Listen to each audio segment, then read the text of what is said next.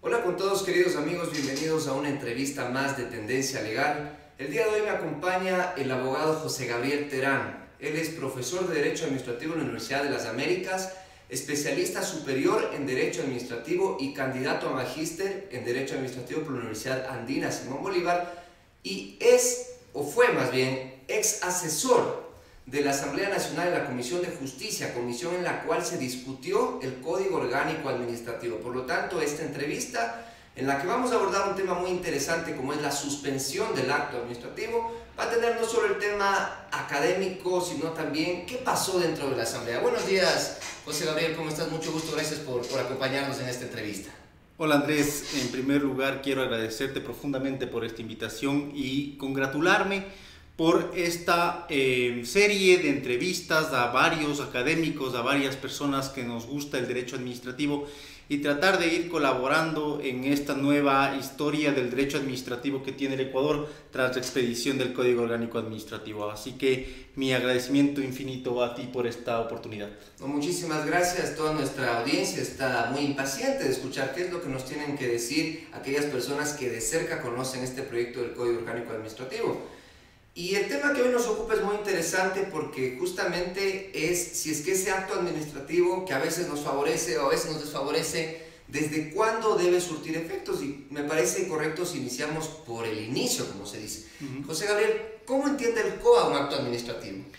Bien, el Código Orgánico Administrativo, que fue bautizado desde sus inicios como COA, pues entiende el acto administrativo e incorpora la definición que de cierta manera es aceptada por la amplia doctrina nacional e internacional, y señala pues que es una declaración unilateral efectuada en ejercicio de la función administrativa que produce efectos jurídicos directos, individuales o generales y que no se agota con su cumplimiento. Entonces, en esta medida, pues claramente tenemos una distinción con las otras manifestaciones de la voluntad administrativa, o como lo entiende el COA, como las actividades jurídicas de la administración pública. Esto es la diferencia con el acto de simple administración, con el acto normativo administrativo, con el hecho administrativo y el contrato administrativo. Por lo tanto, es esa exteriorización de la voluntad administrativa en la cual su destinatario es una persona natural o jurídica de derecho privado, que también podría ser tal vez de derecho público, y que en este caso pues se crean derechos subjetivos, es decir, crear, modificar o extinguir derechos de las personas. Prácticamente con el acto administrativo lo que se nos ha dicho es una manifestación de cuando recibimos, por ejemplo, una resolución que afecta a un administrado. Si es que no produce esa afectación, estamos frente a otra figura, no ante un acto administrativo. Estaríamos frente a otra figura, pues efectivamente deberían cumplirse los últimos dos requisitos, ¿no es cierto? Un efecto jurídico individual, un efecto jurídico directo. ¿Y cuáles podrían ser ejemplos, por ejemplo, de actos administrativos? ¿Cuáles son los más comunes? Por ejemplo, una adjudicación, ¿no es cierto? Aquella decisión de la máxima autoridad de una entidad contratante o de su delegado, en la cual, pues, después de un procedimiento de contratación pública, se otorgan derechos y obligaciones al oferente seleccionado. Ese es un acto administrativo porque está produciendo efectos en un administrado, que en este caso es oferente. Que efectivamente. Por ejemplo, la decisión de un sumario administrativo en donde al final del procedimiento administrativo, respetando el debido proceso y el derecho a la defensa del servidor público en cuestión, se emite un acto administrativo, por ejemplo, sancionador, por ejemplo, una destitución, por ejemplo, una multa. Y claro, un tema que veremos en esta entrevista precisamente es cómo esa decisión es esencialmente impugnable, es decir, el derecho que tiene el afectado para contradecir, para refutar esa decisión administrativa. Una vez que el acto administrativo ha sido dictado por la autoridad, evidentemente siguiendo todo el procedimiento que establece la ley, se entiende que se dice que produce efectos. Y esto parecería que se podría quedar un poco tal vez en los, no sé, en los textos, en el texto del propio acto administrativo, pero ya a la hora de la hora, cuando le produce efectos al administrado, ¿qué es? Por ejemplo, que si es que te adjudicaron un contrato, produce efectos significa que tienes derecho a firmar el contrato. Por ejemplo. Si en el sumario administrativo un efecto sería que si te destituyen, que te vas a la casa prácticamente. Efectivamente. Y de eso es justamente lo que queremos conversar en esta entrevista. Un acto administrativo produce efectos directos. ¿Qué quiere decir aquello? ¿Qué quiere decir esa cosa? Muy bien, el acto administrativo, uno de sus elementos es que produzca efectos jurídicos directos. Es decir, que no requiera de otro acto administrativo posterior para que el acto administrativo surta los efectos deseados, ¿no es cierto? E individual, pues efectivamente que se centre, que su destinatario sea una persona debidamente individualizada. Entonces, en este sentido, pues efectivamente si tenemos una decisión en la cual se destituye, por ejemplo, a un servidor público, pues ya no se requiere de una validación posterior de otra administración pública para que esa destitución dé efectos. Y efectivamente se tendrá que señalar el servidor público en cuestión para que esa persona pueda efectivamente emprender una acción legal que le permita impugnar ese acto administrativo. Pero justamente para que esa persona pueda emprender una acción legal, como se ha dicho, ¿qué debe hacer la administración? O sea, yo soy funcionario público, dicto mi acto administrativo y ¿cómo ya lo ejecuto? Correcto. Aquí creo que es importante señalar las características, o en palabras de Agustín Gordillo, los caracteres del acto administrativo, ¿verdad? Es decir, aquí encontramos que uno de los principales características del acto administrativo es la presunción de legitimidad. Es decir, el acto administrativo nace válido.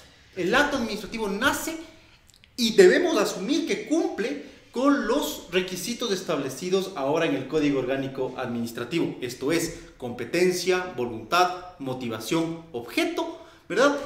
Eso se presume que ya tiene. Se presume que ya tiene. Así no sea, pero es la presunción. Correcto. Entonces, eso implica que la carga probatoria la tiene ¿quién? El destinatario de ese acto administrativo. El administrado. La persona, como dice ahora el COA, la persona interesada. La persona interesada es la que tiene que contradecir, refutar ese acto administrativo, decir que el acto administrativo no tiene o no fue la autoridad competente, no tiene la suficiente motivación, no decide absolutamente nada, es decir, atacar directamente los requisitos de validez del acto administrativo. Ahora bien, eso no significa que el acto administrativo tenga una presunción iure et de iure, es decir, no es una presunción de derecho, sino es una presunción iuris tantum. Es decir, presunción iuris tantum significa la posibilidad que yo tengo de contradecir el acto administrativo. No es un acto administrativo escrito sobre piedra, sino cabe un recurso, cabe una impugnación sobre este. O sea, como decimos, que admite prueba en contrario. Que admite prueba en contrario, efectivamente. Entonces, posteriormente, el acto administrativo también tiene la característica de ejecutivo. Es decir, y ahí contesto tu pregunta, me parece, porque el momento en el cual el acto administrativo nace válido, sí, pero ¿cómo llega al destinatario de esa resolución? Pues precisamente con la debida notificación. Es esa actuación administrativa la que pone en conocimiento del administrado la decisión de la autoridad y que enerva en ese momento la posibilidad de decir yo no estoy de acuerdo en el acto y por lo tanto impugno el acto administrativo toda vez que el artículo 173 de la Constitución de la República determina que todo acto administrativo emitido por el poder público es esencialmente impugnable, ya sea en la esfera administrativa o en la esfera judicial. Y ahí vamos a entrar otra pregunta, pero antes de que se nos acabe este punto, la notificación que parece ser tan importante, hay realmente administraciones públicas que lo consideran un mero trámite. ¿Qué importancia tiene la notificación del acto administrativo? ¿Es que se puede manejar así sencillamente? Yo considero que la notificación del acto administrativo es la parte más importante que tiene el acto administrativo. Y por lo tanto es de recomendación general a todas las administraciones públicas que lo tomen con la importancia del caso. Porque precisamente una vez que el acto administrativo se notifica, el acto administrativo es eficaz. Así claramente lo determina el Código Orgánico. ¿Qué quiere decir ya eficaz? Eficaz es decir que produce los efectos jurídicos. Y ya puede traducirse a la vida real. Exactamente. Lo que se puso ahí en escrito. Así es, exactamente. ¿Qué pasa si es que una notificación fuera mal realizada? Y porque pasa, ¿no? Al menos ahora que manejamos correos electrónicos, por ahí pusiste mal un número, pusiste mal una letra. Correcto. Y según tú notificaste, y tú quieres ejecutar ese acto, digamos que un municipio dispone un derrocamiento de una construcción ilegal. Por supuesto. Entonces voy cuando voy y digo, pero si a mí no me han notificado nada. Correcto. Y él te dice, no, sí está. Y dice, pero ese no es mi correo. Así es. ¿Qué puede hacer ahí? ¿Qué debería hacer ahí el funcionario? ¿Y pues, qué pasa si es que hace? Claro, entonces efectivamente, si no ha habido una notificación, se entiende que esa actuación ha sido una actuación ilícita, ¿no es cierto? Por lo tanto, en ese momento se activa el artículo 233 de la Constitución de la República, en donde se determina que todo servidor público es responsable por acción o por omisión. En este caso, lo que ha habido es una afectación a la persona interesada porque no ha tenido la oportunidad de contradecir el acto administrativo. Por lo tanto, había una violación al debido proceso para el ciudadano. O sea, ya no solo estamos ahí incluso en la esfera legal, sino ya estamos en la esfera constitucional. En la constitucional. Sin faltar algún tipo de... Es interesante lo que tú mencionas, Andrés, porque el derecho administrativo es ese tronco común del derecho constitucional, del derecho público. Como el derecho civil es el derecho privado, el derecho administrativo es el derecho constitucional y al derecho público como tal. Por lo tanto, guarda muchísima relación el derecho constitucional con el derecho administrativo. Perfecto. Tú nos dijiste, José Gabriel, que evidentemente la Constitución nos reconoce el derecho a impugnar en sede administrativo-judicial, y hay un artículo en el COA que a mí me llama la atención, que dice que los actos administrativos expedidos por las máximas autoridades solo se pueden impugnar en la vía judicial. Entonces, prácticamente hay ahora gente que dice que se van a abarrotar los tribunales contenciosos administrativos, porque prácticamente casi todos los actos que manda un ministerio son firmados por el ministro. Digamos, terminaciones unilaterales de contratos y eso. Y no sé hasta qué punto, antes yo entendía que se podía plantear un recurso de revisión, ¿no es cierto? Pero ahora, ¿qué pasa y por qué la Asamblea puso ese artículo que prácticamente cierra o elimina la impugnación en sede administrativa cuando los actos han sido dictados por las máximas autoridades? ¿Y por qué lo hicieron así? A ver, en este punto es importante señalar que en materia de recursos que ponen en manifiesto la impugnación, el derecho a impugnar los actos administrativos, pues partiendo precisamente del artículo 173 se determina la posibilidad que tiene el ciudadano de impugnar los actos administrativos en sede administrativa y en sede judicial, con el añadido de no tener que agotar la vía administrativa para iniciar la vía judicial. Ahora bien, en materia de recursos administrativos, el legislador anterior pues consideró que era necesario, que era inútil mantener un recurso, el recurso de reposición. Recordarás tú, Andrés, de esa posibilidad que yo tenía, que el ciudadano tenía, de impugnar el acto administrativo ante la misma autoridad que expidió el acto administrativo, ¿verdad? Ese recurso administrativo hoy por hoy ya no existe. Por lo tanto, nos quedamos con el recurso de apelación, es decir, acudir ante la máxima autoridad para poder impugnar el acto administrativo, ¿no es cierto? Y posteriormente, tener un recurso extraordinario de revisión, un recurso tasado, es decir, el ciudadano, la persona interesada, debe cumplir estrictamente las causales que establece el COA para pedir un recurso extraordinario de revisión. Entonces nos hemos quedado con esos dos recursos, el de recurso de apelación y el recurso extraordinario de revisión. Por lo tanto, al Código Orgánico Administrativo hay que entenderle como un desarrollo del artículo 173 en materia de impugnación en sede administrativa. Evidentemente, en sede jurisdiccional, la norma aplicable pues es del Código Orgánico General de Procesos, que vino a derogar la extinta Ley de la Jurisdicción Contenciosa Administrativa. Pero en ese sentido, entonces, ¿en qué nos quedamos? ¿Puedo yo, bueno, seguramente no puedo poner una apelación en un propio acto de un ministro porque no hay quien me lo resuelva? Había gente que decía que te lo va a resolver el ministro subrogante, pero ya es una administración, tal vez un poco, una interpretación medio extensiva, tal vez, que la norma no... Pero en cambio hay otros que dicen el recurso de revisión tal vez sí se podría plantear porque es extraordinario. Así es. Entonces, ya para darles un poco de luces a nuestra audiencia, ¿con qué nos quedamos? ¿Puedo yo poner un recurso de apelación por un acto administrativo dictado por un ministro o no? ¿Y puedo poner una de revisión, sí o no?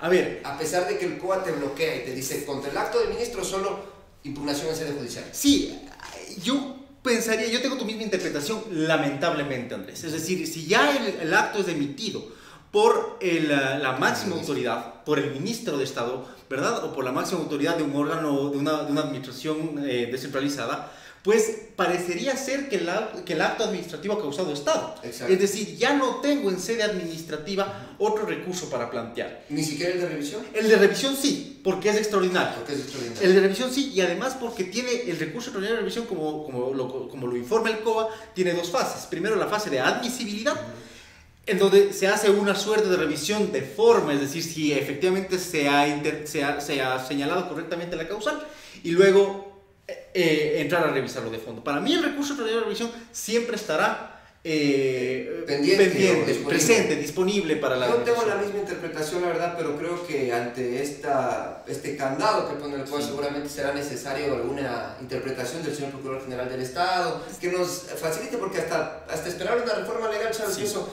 toma bastante espacios, pero realmente creo que debieron haberlo puesto eso, no sé cuál es tu interpretación, porque creo que los tribunales contenciosos administrativos van a tener bastante carga, sí, porque se van a inadmitir bastantes recursos de revisión, porque difícilmente le van a dar la interpretación que le estamos dando. Correcto. Prácticamente tenemos un artículo 226 con el que la administración pública es muy estricta, sí, y van a aplicar muy al tenor este postulado legal. Sí, yo creo que adicionalmente también sería interesante que la Corte Nacional de Justicia, en lo que respecta a la sala especializada en materia contenciosa administrativa, también dé unas luces en este sentido. ¿Cuál es mi criterio y cuál debería ser la interpretación que hagan los jueces y cualquier órgano administrativo? El Código Orgánico Administrativo nació con la idea real de protección a los ciudadanos, a las personas interesadas. Entonces, es un código que lo que busca poner en el eje principal en la relación administración pública, persona interesada, con una protección especial a nosotros, a los ciudadanos. Y por lo tanto, en esa idea, cualquier interpretación restrictiva podría ser que afecte a nuestros derechos. Y justamente hablando de aplicaciones restrictivas es lo que vamos a continuar en esta entrevista, ya entrando un poco a la materia, ¿no? Entonces decíamos, yo tengo un acto administrativo que tiene presunción de legitimidad, es decir, que ha cumplido todos los requisitos que están en el COA, pero también tiene una presunción de ejecutividad, que nos dijeron, ¿no es cierto? Eso quiere decir que yo lo puedo ejecutar directamente, que no necesito de otro acto administrativo porque ya produce efectos directos. Y justamente uno podría pensar, y uno dice, bueno, pero si es que yo tengo posibilidad todavía de presentar una apelación, porque no nos vamos a poner en el peor escenario en el que es un acto de un ministro, digamos que es un acto de un director de un ministerio. Y evidentemente yo tengo un recurso de apelación ahí, pero no sería lógico que tenga que esperar a que se resuelva primero qué mismo va a pasar para ver si después me ejecutan o no me ejecutan. Justamente es el tema del que vamos a hablar. Así ¿Cuándo es. yo puedo pedir una suspensión de acto administrativo? Así es. Digamos, otra de las características del acto administrativo, como lo dijimos, es el acto administrativo es ejecutivo. Es decir, que una vez notificado, la persona interesada tiene dos opciones. ¿Cuáles son estas dos opciones? Cumplir voluntariamente. Sí, efectivamente, señor director de construcciones, yo me he sobrepasado 2 pisos de lo que usted me autorizó y por lo tanto yo voluntariamente voy a derrocar. Perfecto. La otra es, no voy a cumplir. No voy a cumplir. Y en ese espacio, pues nace nuevamente otra de las características del acto administrativo, que es la ejecutoriedad. Es decir, la administración pública, con sujeción a la ley, puede tomar medidas para hacer cumplir forzosamente esa decisión de carácter administrativa sin la necesidad de ir a un órgano jurisdiccional para que sea el juez el que disponga el cumplimiento. No. Es la propia administración pública, en uso de su autotutela de ejecutar sus decisiones, la que obliga al ciudadano al cumplimiento. ¿Y qué tipo de medidas puede adoptar el Estado? Por ejemplo, medidas coercitivas en el sentido de multas, por ejemplo, derrocamientos, ¿verdad? Si ya vamos un poco más allá, medidas de orden cautelar, es decir, prohibiciones de salida del país y ese tipo de situaciones, ¿no es cierto? Por lo tanto, esas situaciones pueden ser bastante gravosas para el ciudadano. Entonces, como tú decías, si tengo una resolución por parte de un servidor público e interpongo un recurso, lo que le estoy diciendo a la administración pública es: yo no estoy de acuerdo con su decisión y estoy ejerciendo mi derecho constitucional de impugnar el acto administrativo. Ahora bien, en la práctica, ¿qué es lo que debería suceder? Que esa impugnación, esa presentación de ese recurso, lo que debería llevarnos a cabo es a una suspensión de los efectos del acto administrativo. Hasta ver qué pasa. Hasta ver qué es lo que sucede, hasta ver qué decide la autoridad, que conozca, que aboque conocimiento de mi recurso, que interiorice, que reflexione sobre lo que yo estoy solicitando y finalmente que resuelva lo que tenga que resolver. Claro, porque incluso uno dice, si ni siquiera con jueces, y no es por hacer de menos al funcionario público, pero los jueces que se entiende administran justicia, si tú apelas de una sentencia, normalmente, o sea, hay casos de que no suspenden, pero normalmente hay que esperar hasta que resuelva la Corte Provincial, inclusive a veces la Corte Nacional, para que se ejecute esa sentencia. Correcto. ¿Y por qué ahora le estamos dando al funcionario público tanto poder para que, como digo, un funcionario que no es la máxima autoridad dicte un acto administrativo y tengamos que hacer lo que está ahí? Efectivamente, Andrés, y como te digo, esa es la concepción, esa es la esencia del Código Orgánico Administrativo. Y puedo decirlo, porque así reposan en los archivos de la Comisión de Justicia y Estructura del Estado, que hasta el primer informe del código, ¿no es cierto?, que preparó la comisión, la regla general, Andrés, la regla general era la suspensión del acto administrativo. Es decir, si yo presentaba un recurso, pues inmediatamente, ipso iure, se suspendían los efectos del acto administrativo hasta que se responda la apelación. Efectivamente. Luego, por cosas de la vida, por criterios distintos de ciertos actores también políticos de ese momento, pues se cambió el tema. Y hubo un cambio diametralmente opuesto. Es decir, volvimos lamentablemente a situaciones de situaciones gravosas para el ciudadano. Es decir, que ahora no sea la regla general la suspensión, sino que sea la excepción. Es importante, prácticamente estamos en un tema de que no te van a suspender el acto administrativo a menos de que te pongan dentro de los casos de excepción. ¿Y qué necesito yo entonces para suspender ese acto? Entonces, Andrés, aquí viene para quedarnos perplejos, porque esto es para quedarnos perplejos. Entonces, no contento el legislador de la época de decir, no, la regla general es que se ejecuten los actos administrativos y la excepción sea la suspensión, pues ciudadano, usted tiene que acreditar dos situaciones, o sea, las dos, porque son concurrentes. No es una la otra. No, las dos, ¿no es cierto? El primero es que la ejecución se pueda prever que cause un daño gravoso e irreparable. Y segundo, que la causa que yo advierta para la suspensión de los efectos del acto administrativo sean aquellas detalladas como la nulidad del acto administrativo, previstas en el código. Prácticamente, Andrés, y no sé si estamos por ahí por esa misma línea, va a ser casi imposible. Claro, porque más bien también no hay que ser muy malos tampoco, y pocas son las veces en que un acto administrativo incurre en causales de nulidad. Lo normal es que hagan, porque evidentemente la gente sabe cómo hace su trabajo todos los días. Efectivamente. Entonces difícilmente se va a equivocar. Efectivamente. Entonces es casi imposible que vaya a suspender un acto administrativo. Efectivamente. Pero dando la lectura del artículo que estás refiriendo, ahí también hay una confusión. Y justamente, queridos amigos, aquí, como ustedes saben, en estas entrevistas nos gusta hacer las preguntas difíciles, no lo que está en la ley, porque eso lo pueden leer nuestros queridos compañeros, sino realmente nos gusta preguntar lo difícil. Y yo me he dado vueltas tratando de entender el artículo 229 del COA, que te dice que tú tienes 3 días para presentar la petición de suspensión. Correcto. Pero te dice que tú tienes que acreditar los dos hechos que nos has mencionado. Y uno de esos dice que tengo que acreditar que el acto administrativo incurre en una de las causales de nulidad del artículo 105.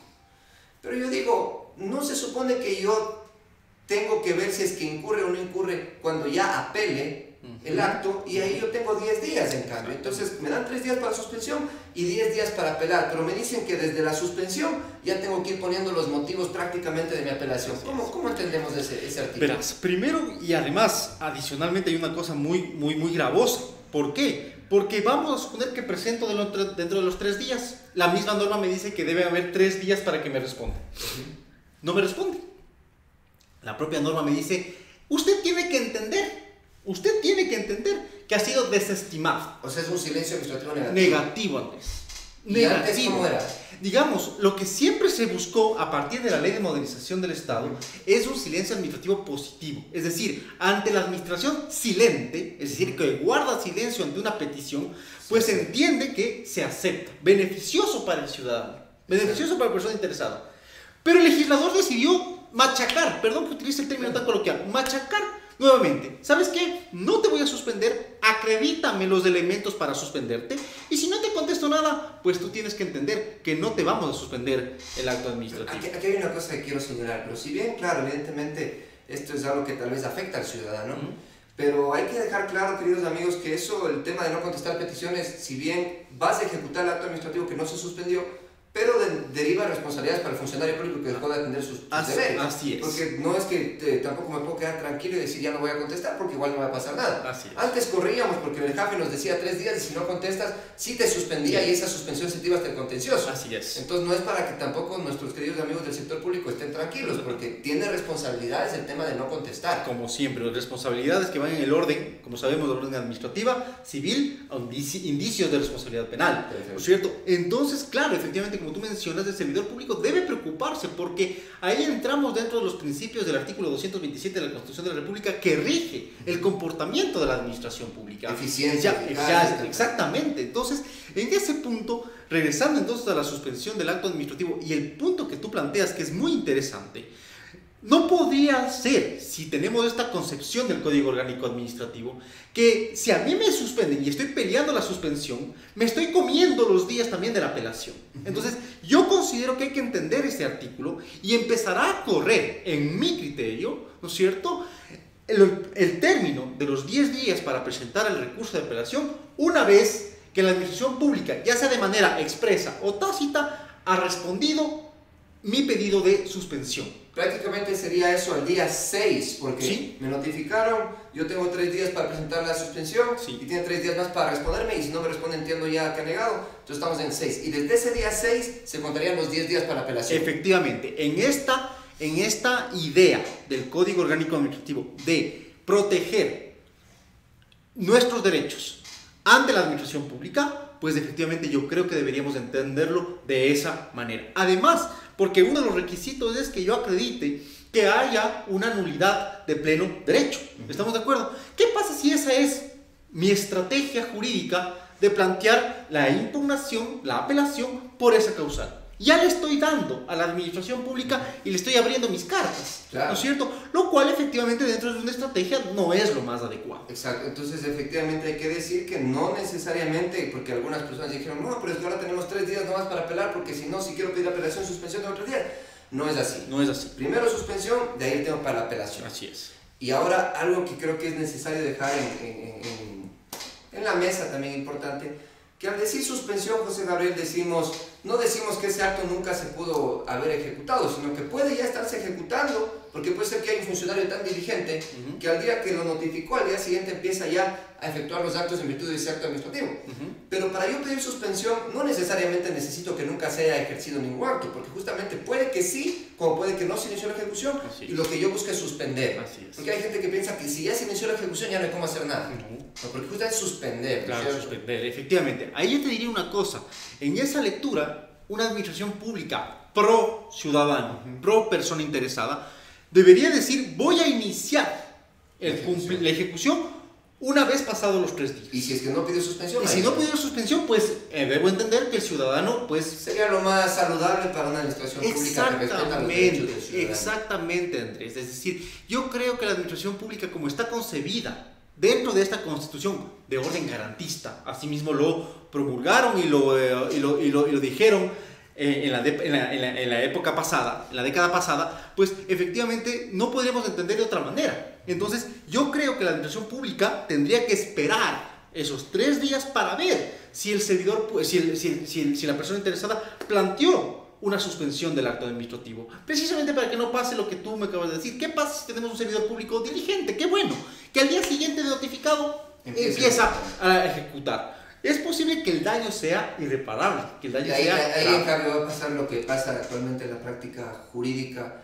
que a veces cuando que ya digamos te dieron prisión preventiva y así tengan que declararte inocente, no te declaran, te dan, no sé si si estuviste 6 meses, te dan 6 meses y 1 día. Así es. Para no decir que después le puedas demandar al Estado. Efectivamente. Entonces, más bien esperemos los 3 días para que si después tenemos que suspender el acto, no tengamos responsabilidad. Exactamente, Andrés. Y sobre todo, proteger los derechos y las libertades de las personas. Perfecto.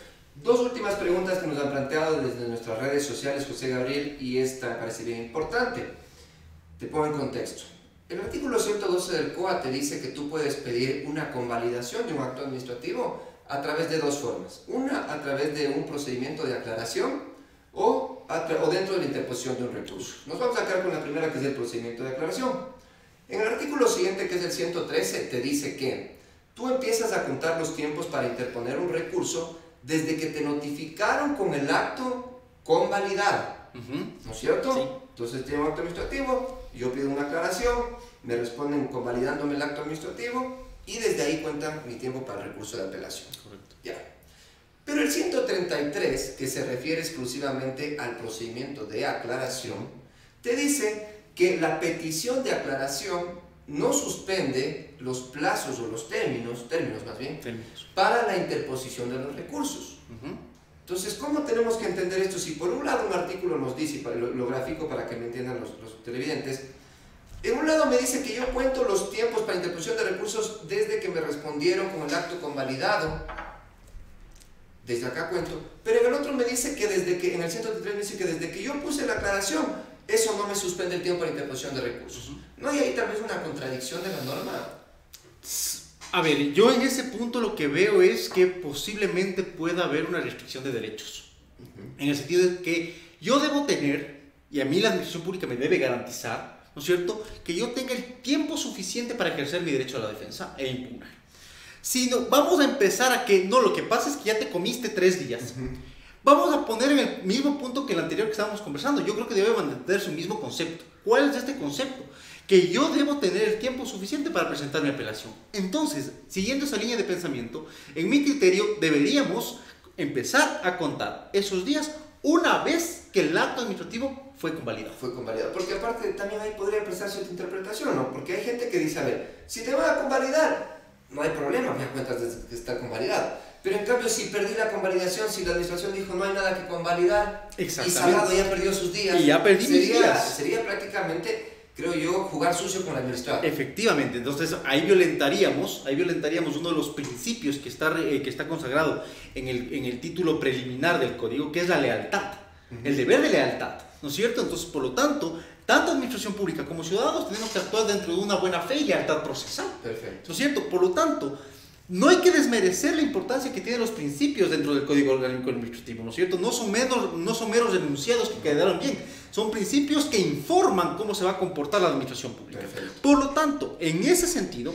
yo creo que tendremos, o la persona interesada tendrá el tiempo suficiente, los 10 días, una vez que a mí se me notifique el acto convalidado.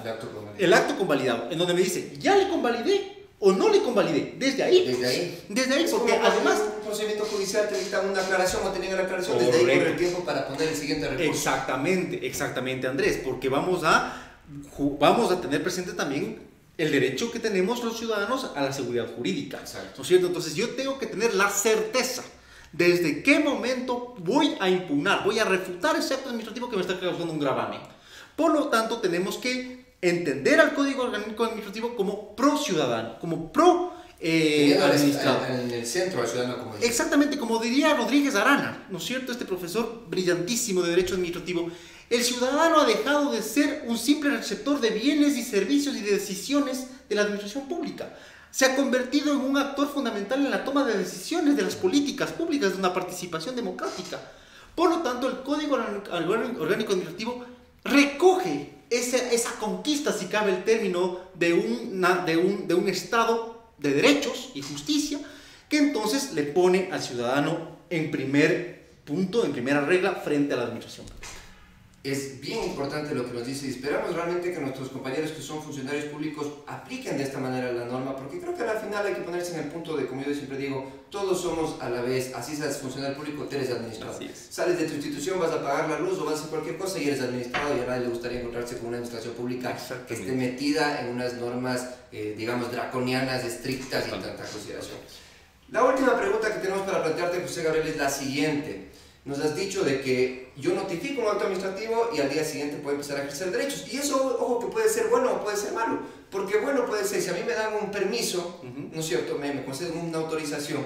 Y por más de que otro ponga una apelación, yo puedo seguir ejecutando ese acto porque la regla general es que se ejecuta. Totalmente. Pero ahora, ¿qué pasa si es que a mí me ponen una sanción? O sea, que porque generalmente nos hemos estado refiriendo al tema de las sanciones. ¿Qué pasa si a mí ese municipio me dice te derroco la casa? ¿Realmente puede irme a derrocar al día siguiente en un tema sancionador? Aquí es muy importante porque ha ido en boga el derecho administrativo sancionador. Es decir, que la administración pública, además de concederte permiso, autorizaciones, licencias, también tiene la misma potestad de sancionarte. Entonces, en este sentido es muy importante tomar en consideración un tema. Cuando estamos dentro de un proceso administrativo sancionador, la carga de la prueba, ¿quién la tiene? La administración pública. Es decir, aquí sí regresa donde tiene que estar. Es decir, yo considero que tú has incumplido esta norma, pues yo debo probarte que efectivamente has incumplido este tema. Entonces, es muy importante tener en cuenta ese tema. Cuando nosotros habíamos dicho que la carga de la prueba se reinvierte para el ciudadano, ¿no es cierto? Pero cuando estamos en derecho administrativo sancionador, la carga de la prueba la tiene la administración pública. Es lo que entenderíamos como la carga probatoria dinámica. ¿Quién puede probar mejor? El que tiene la información, el que está alegando, ¿no es cierto? Muy bien. Pero en este punto cuando estamos en un derecho administrativo sancionador, pues no podría haber una ejecución inmediata del acto administrativo por los gravámenes que está causando. ¿Qué tengo que esperar ahí? Ahí sí tengo que esperar tal vez la resolución de la apelación. Así es, ahí sí. Eso quiere decir que en un procedimiento sancionador, el acto administrativo diferente a un procedimiento normal no es ejecutivo desde que se notifica, sino, como dicen los administrativistas, desde que causa estado. Desde que causa estado, efectivamente, desde que ya no tengo otro recurso en vía administrativa. Que sería cuando se resuelve la apelación, o puede ser que también, teniendo el tiempo para apelar, el ciudadano no hizo nada. Así es. Pero tiene que esperar esos 10 días que da la ley. Efectivamente. Y ahí empezar a ejecutar. Así es. Me parece un tema interesante que hemos tocado, mi estimado José Gabriel. Esperamos realmente haber contribuido al debate académico. No solo hemos visto, como digo, el tenor de la norma, sino interpretaciones que se dieron al interior de la Asamblea. Estuvo con nosotros José Gabriel Terán, abogado de libre ejercicio y docente en Derecho Administrativo. Muchas gracias, José Gabriel. Esperamos tenerte aquí en una próxima ocasión. Qué gustazo.